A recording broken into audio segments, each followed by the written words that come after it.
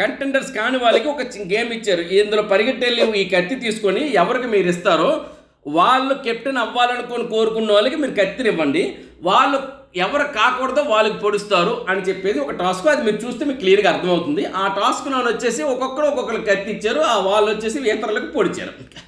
Okay, ఈ కోణంలో కళ్యాణ్కి ఎవరు పొడవలేదు. ఫైనల్గా కళ్యాణ్కి కత్తిస్తే కళ్యాణ్ పవన్కి పొడవడానికి వెళ్ళి, పవన్ నిన్ను పొడవాలనుకోవట్లేదు, నీతో ఆడాలనుకుంటున్నాను అని చెప్పే కోణంలో రీతుని అవాయిడ్ చేశాడు.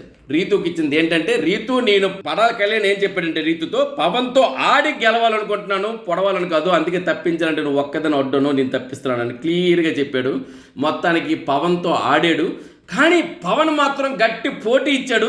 ఆర్మీ పవర్ కదా అక్కడ, ఇతను కామన్ మ్యాన్, ఆయన కామన్ మ్యాన్ అయినప్పటికీ ఆర్మీ పవర్, ఈయన ఒక సామాన్యమైన వ్యక్తి. ఎంత పోటీ ఇచ్చాడో అంత పోటీ పవన్ కళ్యాణ్కి ఇచ్చాడు. మొత్తానికి ఏదైనప్పటికీ చివరికి పవన్ కళ్యాణ్ గెలిచాడు. అమ్మ శాసించింది, పవన్ పాటించాడు, కెప్టెన్గా గెలిచాడు. ఇక చివరి కెప్టెన్ పడాల కళ్యాణ్ అయ్యాడు.